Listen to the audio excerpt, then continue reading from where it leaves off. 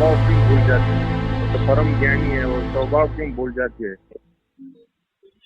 देखिए, भगवान ने, मैं आत्मा की परिभाषा देता हूं जो भगवान ने कही है।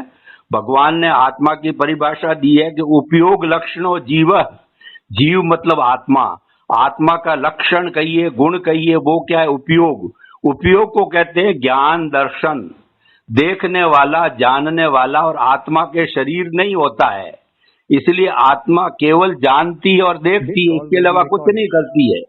हरे की आत्मा जो है वो केवल जानती है और केवल देखती है और कुछ नहीं करती है, और कोई एक्टिविटी है ही नहीं आत्मा के अंदर।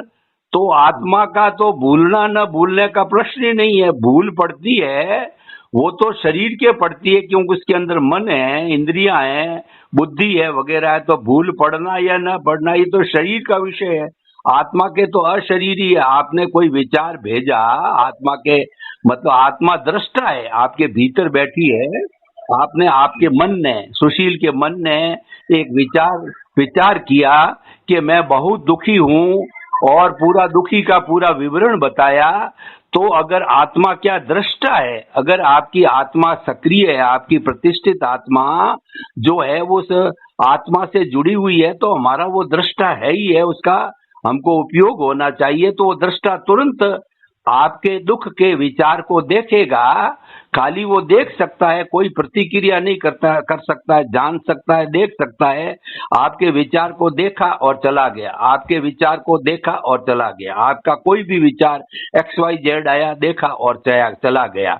अब सवाल ये है कि वो विचार आया चला गया, आया चला गया, तो उसके ऊपर आपका कोई वजन नहीं पड़ा। लेकिन अगर अब मैं दूसरा पॉइंट बताता हूं कि प्रतिष्ठित आत्मा आत्मा की तरफ नहीं झुकी हुई। देखो, आत्मा कुछ नहीं करती, आत्मा की केवल हाजिरी है। भूलना करना तो बहुत अलग बात है, वो हाजिरी के अलावा उसका कुछ नहीं, वो पावर हाउस है। अब देखिए, प्रतिष्ठित आत्मा सुशील की तरफ झुकी हुई है और दृष्टा उसमें काम नहीं कर रहा है, क्योंकि वो अज्ञान की तरफ झुकी हुई है, संसार की तरफ झुकी हुई है, कर्म फल की तरफ झुकी हुई है।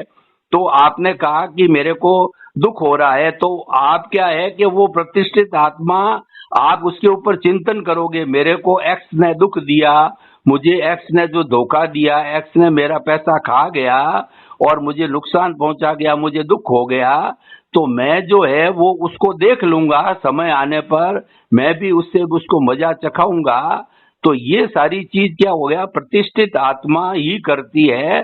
तो वो क्या है कि वैसे के वैसे जो आपने सोचा वो बातें वो भाव पक्ष पे जाकर के प्रतिष्ठित आत्मा भाव पक्ष पे ले गई वो।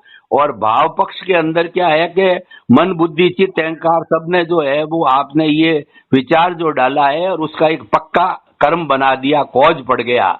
तो एक ये कॉज पड़ा, ऐसे कॉज पड़ते रहते हैं।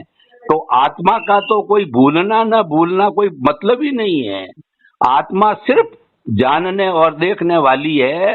भूलना करना सब मन का काम है, वो सुशील का काम है। मन बुद्धि चित्त अहंकार जो भी इसके भाग है सब उनका काम है। आत्मा कभी न तो कोई भूलती है न कुछ याद रखती है, वो तो वर्तमान में रहती है। उसके सामने जो आता है चीज वो देख लेती है। पूरे ब्रह्मांड को, जो केवली होते हैं, पूरे ब्रह्मांड को देखते हैं और जानते हैं, और कुछ नहीं करते, वो कोई प्रतिक्रिया नहीं करते। इसीलिए ब्रह्मांड की सबसे शक्तिशाली जो शक्ति है वो आत्मा है। हाँ, तो समझ में अभी आया? आप आत्मा नहीं, ये जो प्रतिष्ठित आत्मा है, जो और एक आपने बोला स्टार्टिंग में, चीज बोला आपने, हाँ उपादान, हाँ, तो उसके बारे में क्या उपादान का? ऐसा है कि देखिए कि हमारे शरीर में दो चीजें हैं, एक तो सुशील है और एक है हमारा परमात्मा। परमात्मा शुद्ध है, उसको छोड़ दो तो आज ही मोक्ष चला जाए। हर जीव में ऐसे ही होता है, एक परमात्मा होता है, एक कीड़ा होता है, एक सुशील होता है, एक सोनराज होता है। तो क्या है कि वो जो कर्म फल है वो जड़ है, जो वो पीछे से बना करके फिल्म बना के लाया है वो जड़ है। वो तो समय के ऊपर कुदरत की सहायता से उसमें फिक्स होता है कि फिल्म चलती रहती, फिल्म चलती रहती, फिल्म चलती रहती है। जो आगे आएगा उसको उदय कहते हैं। वो 90 वर्ष की उम्र है तो 90 वर्ष तक वो खुलती रहेगी। ये काम तो हो गया हमारे कर्म शरीर का। और हमारा जो परमात्मा है वो सिर्फ जानता देखता है, सिर्फ प्रेजेंस है और कोई भी काम नहीं करता, वो अक्रिया है। तो अब सवाल ये है कि हमारे ये जीवन में सारी हरकत क्यों होती है? हरकत करने वाला इन दोनों के बीच के अंदर दादा भगवान ने इसको प्रतिष्ठित आत्मा कहा, और कई लोग इसको मिश्र चेतन कहते हैं। दो के जुड़ने से तीसरी चीज पैदा हो गई है, उसका नाम मैं प्रतिष्ठित आत्मा कहता हूं। कुछ भी कहो, वो चीज दो के मिलने से पैदा हो गई। तो वही वही जो है इधर का पुरुषार्थ करती है या उधर का पुरुषार्थ करती है।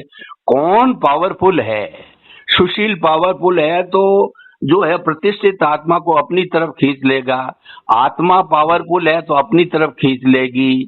तो इसीलिए जो है वो खींचती किधर है? नॉर्मल वे में तो वो खींची हुई है। संसार भ्रमण के अंदर व्यक्ति को कोई कोशिश करनी नहीं पड़ती है। कर्म बांधते रहो फिर नया सुशील बनेगा, कर्म बांधते रहो नया सुशील बनेगा। ये तो रेगुलर प्रक्रिया है। जो मेन पुरुषार्थ की बात, जो परिवर्तन आने की बात है, वो अपने भीतर आपका अस्तित्व है उसको जानना, जिसको रियल पुरुषार्थ कहते हैं। तो उसके अंदर क्या है कि हमें वो कोई ज्ञानी पुरुष मिलता है और आत्मा का स्पर्श कराता है, सम्यक दर्शन होता है।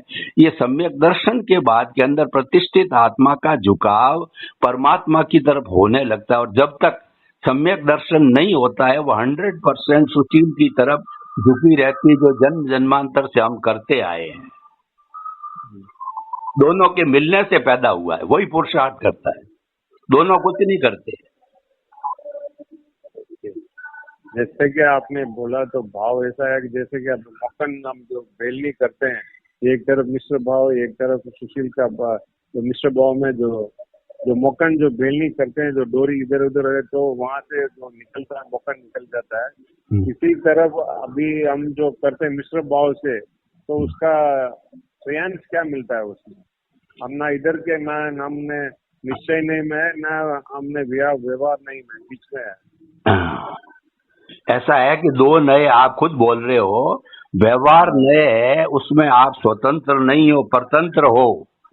और निश्चय नए के अंदर आप स्वयं भू हो, आप महाराजा हो, आप राजा हो, और आपके ऊपर कोई कानून नहीं चला सकता है। तो जो परतंत्र है उसकी क्या बात करनी है? सुशील तो पीछे से लेकर के आया है और कुदरत ने उसकी जिम्मेवारी ली है। वो कठपुतली है, वो लट्टू है, उसको डोरा घुमाता है, या कठपुतली को सब कुदरत नचाती है। तो उसकी क्या बात करना? बात करने से क्या होगा? मैं तो अभी कह दूंगा, आपको आशीर्वाद दे दूंगा, सुशील जी करोड़पति बन जाओ, पर सुशील जी के जो है वो उस फिल्म के अंदर है ही नहीं।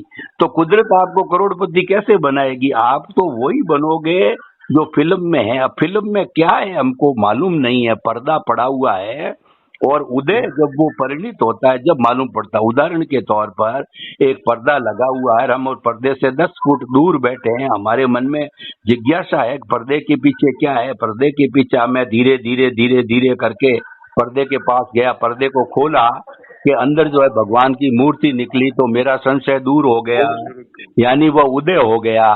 तो हम पर्दे तक पहुंचने के लिए धंधा करते हैं, बच्चों का पालन पोषण करते हैं, ये करते हैं, उनको बड़ा करते हैं, अच्छा होगा अच्छा होगा अच्छा होगा, लेकिन होगा वही जो मंजूर खुदा होगा। यानी जो लिखा हुआ है भाग्य में, उदय में, वही उदय समय आते ही वैसा हो जाएगा। बच्चा अच्छा निकल जाएगा, बुरा निकल जाएगा, कर जाएगा। तो ऐसे ये तो देखिए, व्यवहार नए की ज्यादा बात नहीं करनी, व्यवहार तो भोगावली है।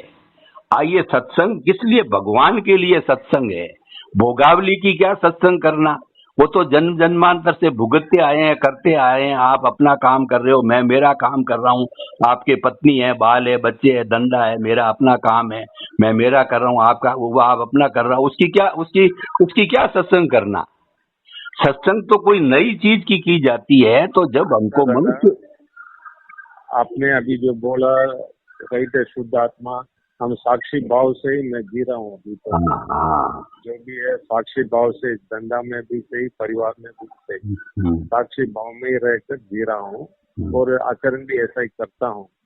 लेकिन जब वापस से जो मिश्र भाव आ जाता है तो वहाँ गोलमोल हो जाता है।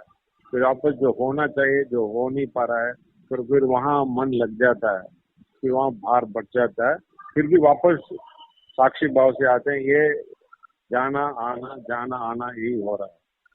ऐसा है कि आपको क्या करना है। साक्षी भाव में दो बातें हैं। साक्षी भाव तो जो होता है परमात्मा का है, परमात्मा जो देखता है वो साक्षी भाव है, उसके अंदर प्रतिक्रिया नहीं करता है। आपको क्या करना है कि सबसे पहले आपको सुशील के ऊपर क्रॉस मारना है।